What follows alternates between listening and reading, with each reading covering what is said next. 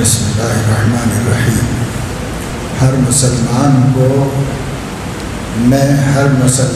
کی دل سے خدمت کرنا اپنے ذمے ہر مسلمان کی دینی خدمت کو ضروری سمجھ رکھا ہے۔ حکیم الامت مجدد الملت حضرت مولانا اشرف علی تھانوی رحمہ اللہ فرما رہے ہیں کہ ہر مسلمان کی دل سے خدمت کرنا اپنے ذمے ضروری سمجھ رکھا ہوں۔ اس لیے مجھے یہ بھی یاد نہیں کہ کون میرا مرید ہے اور کون نہیں ہے۔ میرے یہاں کوئی رجسٹر نہیں ہے، کچھ نہیں، نہ مجھے اس کے یاد رکھنے کی ضرورت۔ ہاں کوئی بار بار مجھے اپنا مرید ہونا جتلاتا رہے تو دوسری بات ہے کہ یاد رہ جائے، ورنہ جو لوگ صرف میرے پاس آتے جاتے ہیں یا خط و کتابت کرتے ہیں، مجھے کچھ پتہ نہیں کہ کون مرید ہے کون نہیں ہے۔ اس سب کے باوجود سب کی رہنمائی کرنا، سب کی خدمت کرنا مسلمان کی خدمت سمجھ کر کرتا ہوں، اور یہ خدمت میں نے اپنے ذمے ضروری کر رکھی ہے۔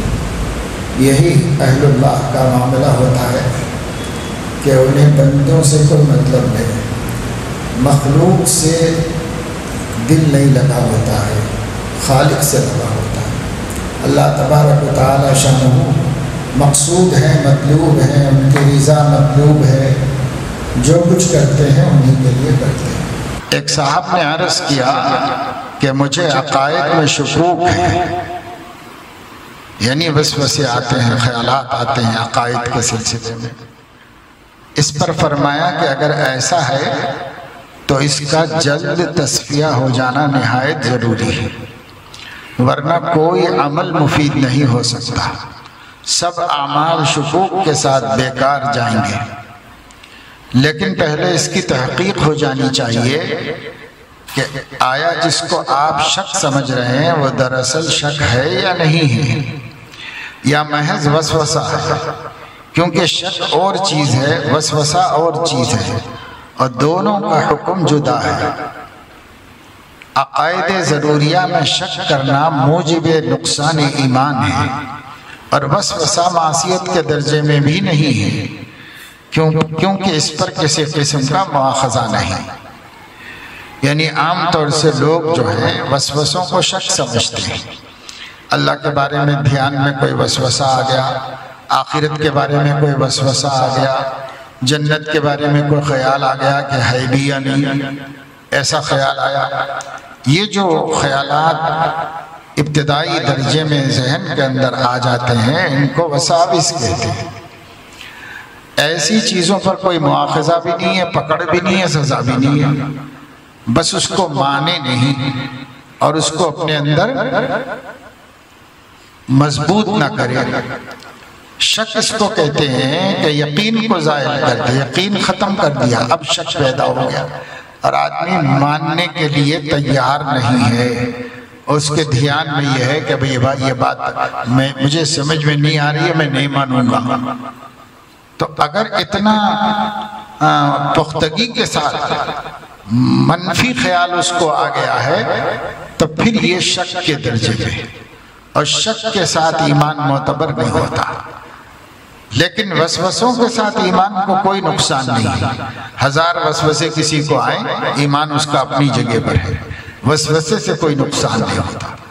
اس لیے حضرت نے ان صاحب سے جن کو یہ ڈر تھا کہ مجھے شک ہو گیا ہے، عقائد میں مجھے شک شبہ ہے، تو حضرت نے فرمایا کہ بھائی اگر ایسا ہے تو اس کا تو فوراً حل نکلنا چاہیے، اس لیے کہ شک کے ساتھ ایمان معتبر نہیں، نہ نماز قبول ہوگی نہ روزہ قبول ہوگا، تو فوراً اس کا علاج کرو۔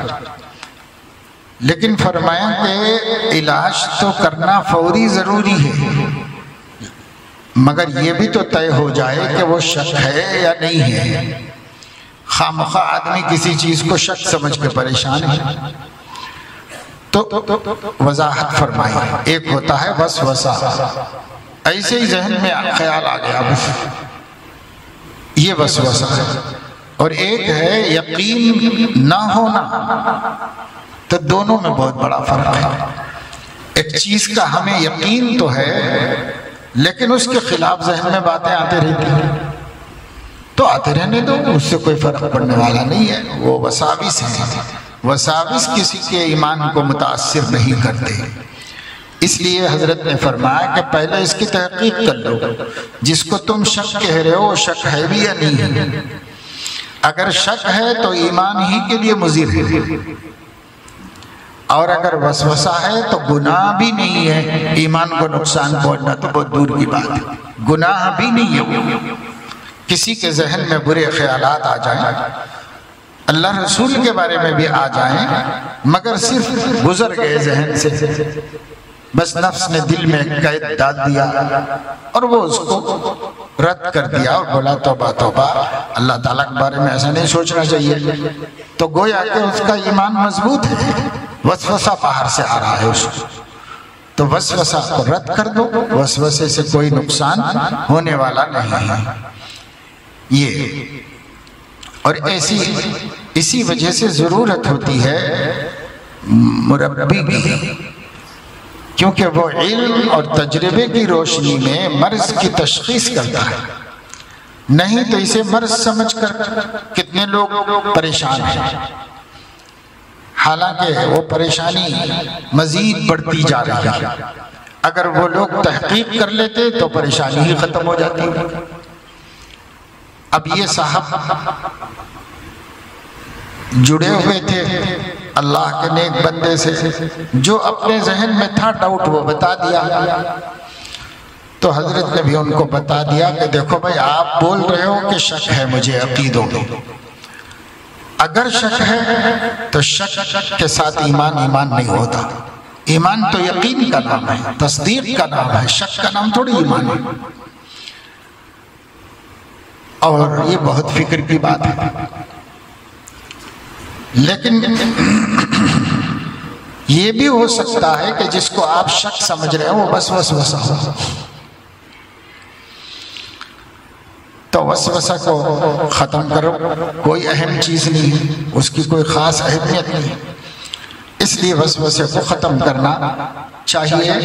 دھیان نہیں دینا وساوس کا علاج ہے، جس قدر وساوس میں غور کرو گے وہ پختہ ہوتے چلے جائیں گے، اور وسوسے کو دھیان نہ دینا، کیئر نہ کرنا، یہ اس کا حل ہے، اس کا علاج ہے۔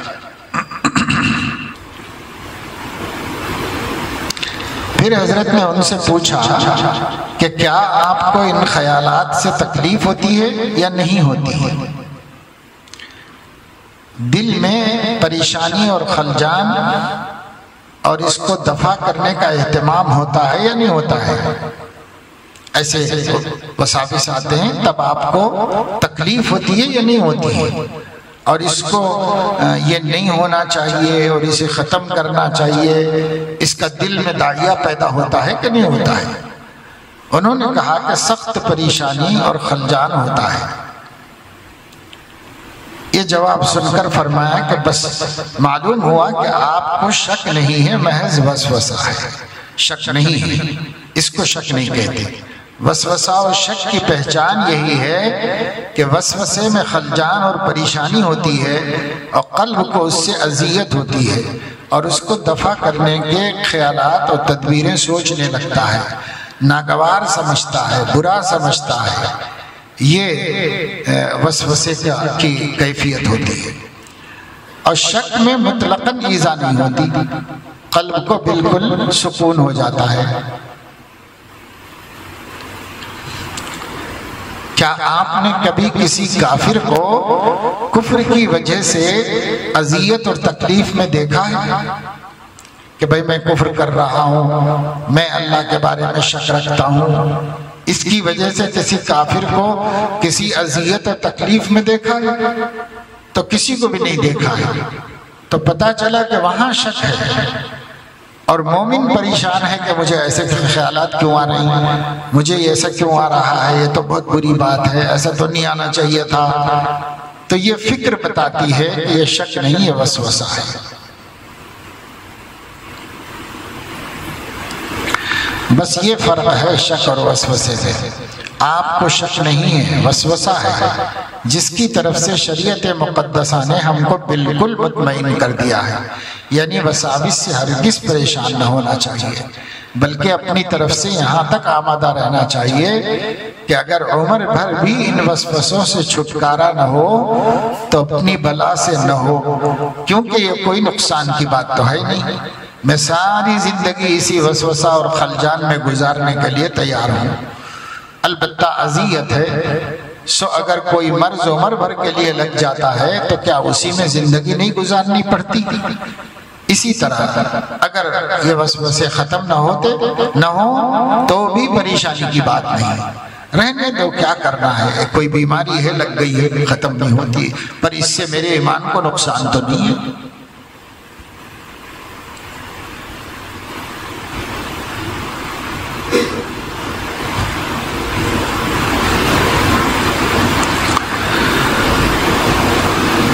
فرمایا کہ طالب کو اپنے شیخ کے سامنے اپنی رائے کو بالکل فنا کر دینا چاہیے۔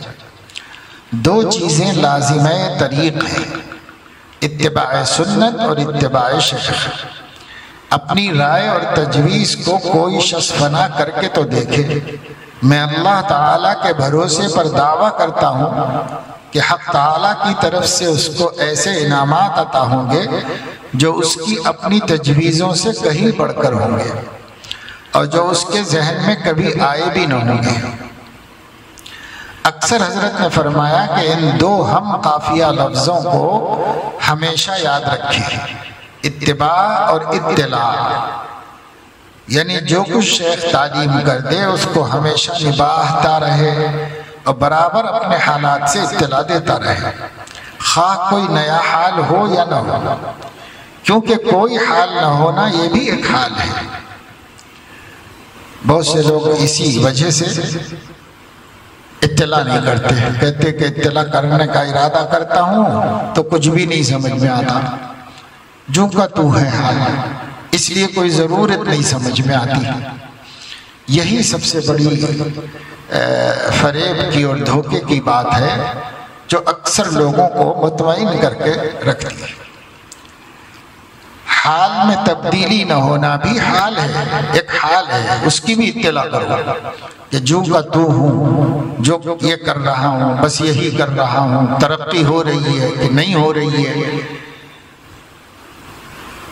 اتباع اور اطلاع یہ دو چیزیں، پہلے لوگوں نے اسی کے ذریعے بڑے بڑے مقامات تک رسائی کی ہے، اور اس زمانے میں اطلاع تو کچھ کرتا ہی نہیں، کوئی ضرورت بھی نہیں سمجھتا، بس جو حال بھی ہے اپنے حال سے اپنے کو قناعت ہے اور اطمینان ہے کہ بس سب ٹھیک ہے۔ یہ اگر مریض اسی طرح سمجھتا رہے تو کبھی شفا یاب نہیں ہو سکتا۔ اسی طریقے سے سالکین اور طالبین بھی کچھ ترقی نہیں کرتے اگر اطلاع کرنا بند کر دیتے ہیں، تو کچھ ترقی نہیں کرتے، بس جوں کہ توں رہتے ہیں، بلکہ زوال بھی ہوتا رہتا ہے تو ان کو ظاہری حالات سے کچھ سمجھ میں نہیں آتا کہ زوال ہو رہا ہے، یہ بھی نہیں سمجھ میں آتا۔ اطلاع میں یہ فائدہ ہے کہ بعض چیزیں وہ اس کو سمجھ میں نہ آئی ہوں لیکن شیخ کے ذہن میں آتی ہیں کہ بھئی یہ حالت اس وجہ سے ہے اور یہ وجہ مذموم ہے اور اس کا حل ہونا چاہیے، تو اس کو سمجھ میں آتا ہے۔ لیکن آج کل تو اطلاع کو طالبین نے کوئی ضرورت ہی نہیں سمجھ رکھی ہے، بلکہ اس زمانے میں جو تصوف چل رہا ہے اور بڑا عام ہوتا جا رہا ہے اس میں نہ کچھ بتانا ہے نہ معلوم کرنا ہے، بس صرف بیانوں میں بیٹھنا ہے، بیانات سننا ہے، ختم، اس کے علاوہ اور کچھ بھی نہیں۔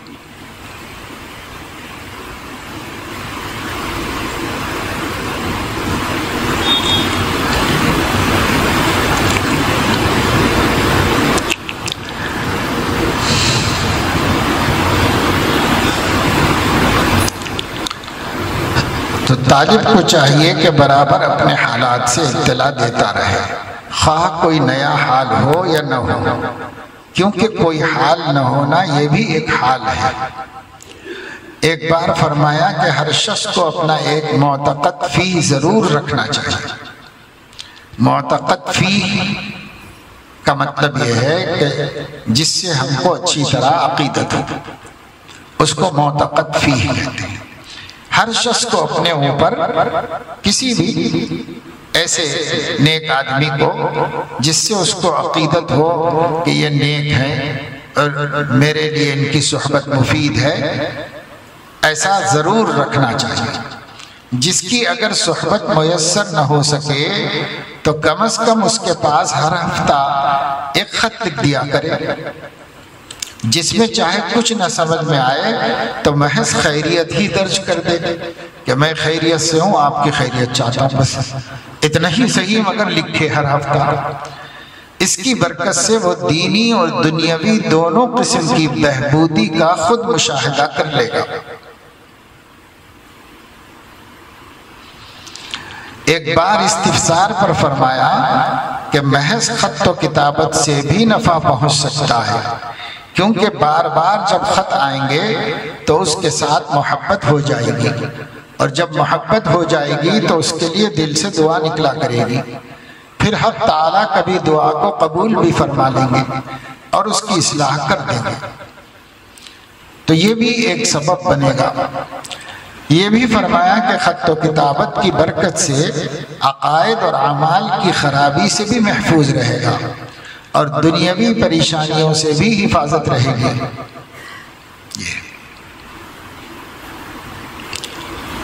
یہ ارشاد نقل کر کے حضرت خواجہ صاحب فرماتے ہیں، احقر عرض کرتا ہے کہ واقعی ذاکر شاغل کے لیے جلد جلد اطلاع حالات کرتے رہنا مفتاح کامیابی ہے، یعنی کامیابی کی کنجی ہے۔ احقر نے اور احقر کے احباب نے ہمیشہ اس کا تجربہ کیا ہے کہ جب کبھی حضرت کو کوئی عریضہ لکھا بڑا فائدہ محسوس ہوا۔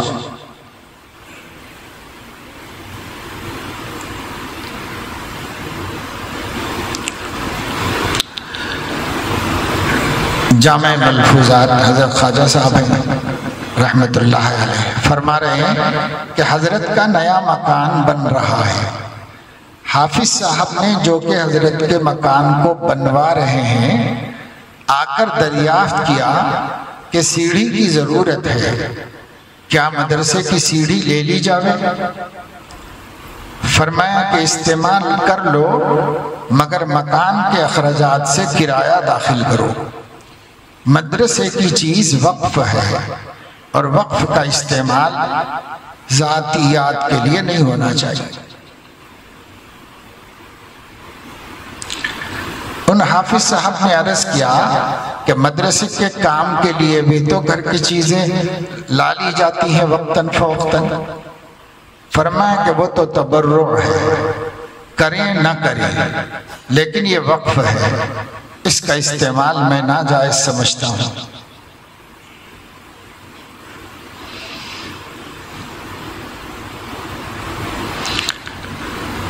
خواجہ صاحب فرماتے ہیں کہ حضرت کے یہاں ایسی باتوں کا نہایت درجہ اہتمام ہوتا ہے۔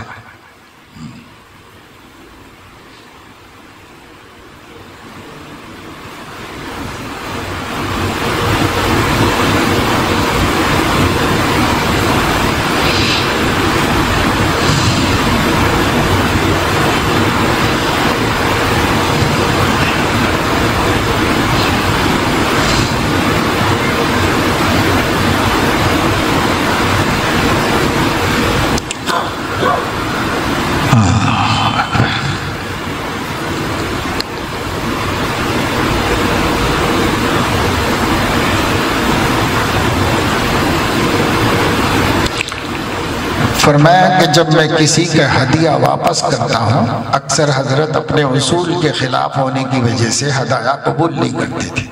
اس سلسلے میں فرما رہے ہیں کہ جب میں کسی کا ہدیہ رد کرتا ہوں تو گو اس کی کوئی نہ کوئی وجہ ہوتی ہے، لیکن پھر بھی بہت ڈرتا ہوں کیونکہ غور کرنے سے کسی قدر کبر کا شک ہوتا ہے جس سے نہایت خوف ہوتا ہے۔ اللہ تعالیٰ معاف فرما دے، کیونکہ استغنا اور کبر میں فرق نہایت دشوار ہے، دونوں متشابہ ہیں۔ کبھی اس میں دھوکہ ہو جاتا ہے کہ جس کو ہم استغنا سمجھ رہے ہیں وہ دراصل تکبر ہی ہے۔ خدا ہی محفوظ رکھے تو انسان محفوظ رہ سکتا ہے، ورنہ ہمارا ہر قول، فعل، حال، قال سب ہی خطرے میں ہے۔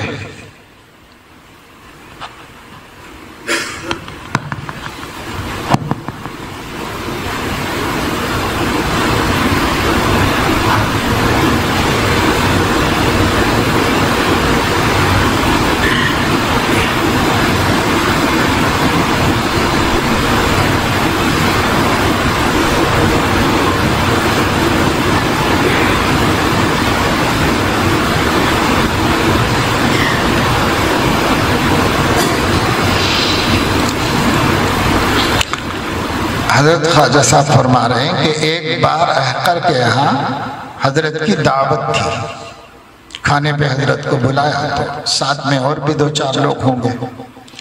حضرت کے ایک عزیز نے نوکر سے پانی اس طرح مانگا کہ پانی لاؤ۔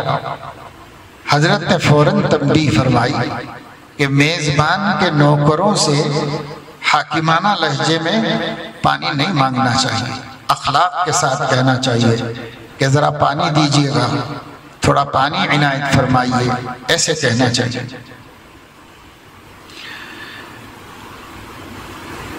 واقعی تہذیب بہت بڑی چیز ہے۔ بس اوقات آدمی بڑوں کا مقرب ہونے کی وجہ سے بد تہذیب ہو جاتا ہے، اس لیے تہذیب کا بہت خاص خیال رکھنا چاہیے، گفتگو مہذب ہونا چاہیے۔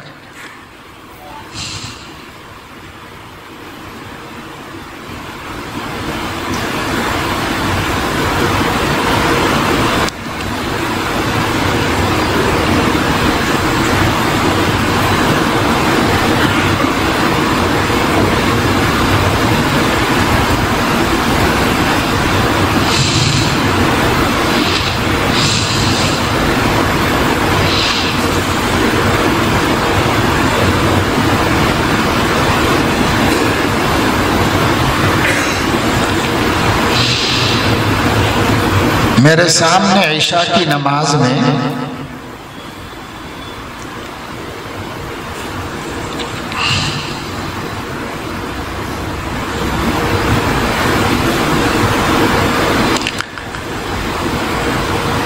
سوا چپ گیا، ایک تیز کانٹا ہوتا ہے وہ چپ گیا، لیکن کچھ خبر نہیں ہوئی۔ نماز کے بعد احساس ہوا، کہنے لگے کہ نہ جانے میرے کیا چبھ رہا ہے۔ روشنی منگا کر دیکھا گیا تو تمام پاجامہ خون سے تر تھا۔ نماز میں اس قدر استغراق ہوتا تھا، حالانکہ اس وقت بالکل بچے تھے، 17-18 برس کی عمر تھی۔ ان سے اسی وقت میں خوارق و مکاشفات بہت کثرت سے ظاہر ہو رہے تھے۔ ایک طالب علم کے بارے میں حضرت نے فرمایا، وہ اب بھی موجود ہیں، بہت نیک متقی شخص ہیں۔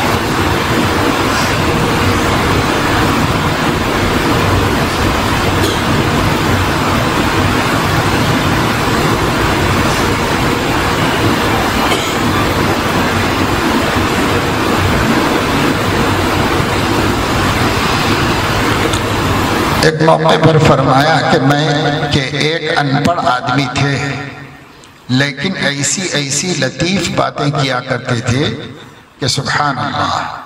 حاجی عبداللہ ان کا نام تھا، شین قاف بھی درست نہیں تھا، لیکن ایسی سمجھ کی باتیں کیا کرتے تھے کہ کیا کہوں۔ بہت ہی نیک آدمی تھے۔ انہوں نے مجھے ایک چوغا بھیجا تھا، یعنی اوپر سے پہننے والا ایک کپڑا بھیجا تھا۔ بھائی جب میں اسے پہن لیتا ہوں تو جب تک اسے پہنے رہتا ہوں گناہ کا وسوسہ تک بھی نہیں ہوتا۔ بار بار آزما چکا ہوں۔ مجھ سے انہوں نے مرید ہونے کو کہا تو میں نے تو چپکے سے مرید کر لیا کہ جو پیر بنانے کے قابل ہو اسے مرید بنانا اپنا ہی فائدہ ہے۔ ایسے دو چار بھی ہو گئے تو قیامت میں انشاءاللہ نجات کی امید ہوگی۔ پھر حضرت نے فرمایا کہ وہ بندہ مجھ سے 1000 لاکھ درجے اچھا ہے۔ پھر فرمایا کہ لا حول ولا قوہ، میں کیا چیز ہوں؟ یہ کہنا بھی بےہودگی ہے کہ مجھ سے اچھے ہیں، اس کے تو یہ معنی ہوئے کہ میں بھی کچھ اچھا ہوں۔ پھر فرمایا کہ ہمارے ملنے والوں میں ایک بزرگ اور اسی طرح کے ہیں، ملا شمس الدین، بالکل ان پڑھ مگر بزرگوں کی برکت سے ان میں خلوص کوٹ کوٹ کر بھرا ہوا ہے۔ مولوی لوگ تو اسی ناز میں رہ گئے کہ ہم قال قیل خوب جانتے ہیں، اس سے کیا ہوتا ہے؟ مقصود اور ہی چیز ہے، اس کی طلب پیدا کرنا چاہیے۔ میں کوئی مجاہدہ نہیں کراتا، رات کو جگاتا نہیں، کسی کا کھانا پینا کم نہیں کراتا، بس تھوڑا سا ذکر بتلا دیتا ہوں کہ اس کو پابندی سے کر لیا کرو اور گناہوں کو بالکل چھوڑ دو اور اپنی عادتوں کی اصلاح کر لو۔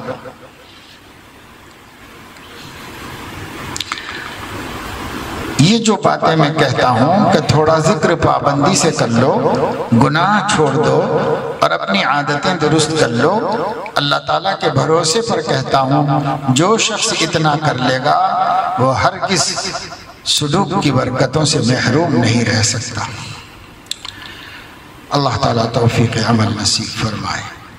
طالب علم لوگ بھی اپنے اعمال اخلاق کے اوپر نظر رکھا کرو، اسے درست کیا کرو۔ جو گفتگو کرتے ہیں اپنی گفتگو اپنے ساتھ والے طالب علموں سے جس سے زیادہ مناسبت ہو کہہ دو کہ میں جو باتیں کرتا ہوں اگر اس میں کوئی بے تہذیبی کی بات ہو جائے تو مجھے بتا دیا کیجیے، میں آپ کا شکر گزار رہوں گا۔ پھر جب کبھی کوئی ساتھی یاد دلا دے کہ یہ تم نے غلط کیا ہے تو اسے قبول کر لے اور اس کی اصلاح کر لے۔ یوں آپس میں بھی ایک دوسرے کے ذریعے سے تہذیب سیکھ سکتے ہیں۔ تہذیب ہونا چاہیے۔ جتنا اثر آپ کے اخلاق کا دوسروں پر پڑتا ہے، آپ کی تقریر کا، آپ کے علم کا، آپ کے عمل کا اثر نہیں پڑتا لوگوں پر۔ لوگوں پر جو اچھا اثر پڑتا ہے وہ اخلاق سے پڑتا ہے۔ اس لیے تہذیب و اخلاق بڑھیا ہونا چاہیے اور اعمال بھی جتنے ہو سکے بہتر سے بہتر ہونے چاہیے۔ حضور اکرم صلی اللہ علیہ وسلم سے لوگوں نے ان کے ڈر سے ایمان نہیں قبول کیا بلکہ ان کے اخلاق سے مرعوب ہو کر ایمان قبول کیا ہے۔ ہم کو بھی اس کی طرف توجہ دھیان دینا چاہیے۔ اور دیکھو بھئی یہ ربیع الاول کا مہینہ چل رہا ہے، ایک ہفتہ تو آپ لوگوں نے امتحان کی تیاری میں نکال دیا اور ایک ہفتہ امتحان دینے کی پریشانی میں نکال دیا۔ اب 15 دن اور ربیع الاول کے باقی ہیں۔ اس مہینے کو ہمارے آقا صلی اللہ علیہ وسلم کی ولادت کی نسبت بھی ہے جو تاریخ عالم کی سب سے بڑی خوشی ہے، اور اسی مہینے کو آپ کی وفات کی نسبت بھی ہے جو تاریخ عالم کا سب سے بڑا حادثہ ہے۔ اس لیے دونوں چیزیں ملحوظ رکھ کر اپنے آپ کو اپنے قلوب میں کائنات سے بڑھ کر محبت حضور علیہ السلام کی پیدا کرنے کا اہتمام کرنا چاہیے، اور وہ پیدا ہوتی ہے دو چیزوں سے، کمال معرفت سے اور کمال اتباع سے۔ کمال معرفت یہ ہے کہ ان کو اچھی طرح جانو، شخصیت کو جتنا جانو گے اتنا اس کی اہمیت دل میں بیٹھتی چلی جائے گی۔ اور کمال اتباع وہ جو کہتے ہیں وہ کرو، ما آتاکم الرسول فخذوہ وما نہاکم عنہ فانتہوا۔ اگر اس پہ ہم قائم ہیں کہ پتہ چل جائے کہ یہ نبی کو پسند نہیں، چھوڑ دیا، پتہ چل جائے کہ یہ نبی چاہتے ہیں تو ہم ضرور کریں گے، ہم نہیں ترک کریں گے۔ یہ کمال اتباع ہے۔ اور کمال معرفت یہ ہے کہ سیرت طیبہ کو بغور پڑھو، پڑھتے ہی رہو، زندگی کے ایک ایک قصے کو، آپ کی باتیں، آپ کی ادائیں، آپ کی عادتیں، آپ کی شکل و شباہت، آپ کے سیرت و اخلاق، جتنا گہرائی سے غور سے پڑھتے رہو گے معرفت بڑھتی جائے گی، اور کمال معرفت کمال محبت کا سبب بنے گی، کمال محبت کمال اتباع کا سبب بنے گی۔ اس لیے اس کا اہتمام کرنا ہے، اور جو چھٹی ہے تو کہیں ایسا نہ ہو کہ ایسے پاکیزہ مبارک مہینے میں جو نبی سے عالی نسبت رکھنے والا مہینہ ہے، لغویات میں، خرافات میں، معاصی میں ہم مبتلا ہو جائیں۔ ایسے وقت میں بہت ڈرنے کی بات ہے، نبی سے بے وفائی اور نبی کے ساتھ اچھا سلوک نہیں ہے، اس وجہ سے ایسا مت کرو۔ درود شریف کا اہتمام رکھیں، اور غروب سے پہلے قبولیت کی گھڑی ہے، دعاؤں کا اہتمام کریں۔ اللہ تعالیٰ اپنے فضل و کرم سے توفیق عمل نصیب فرمائے۔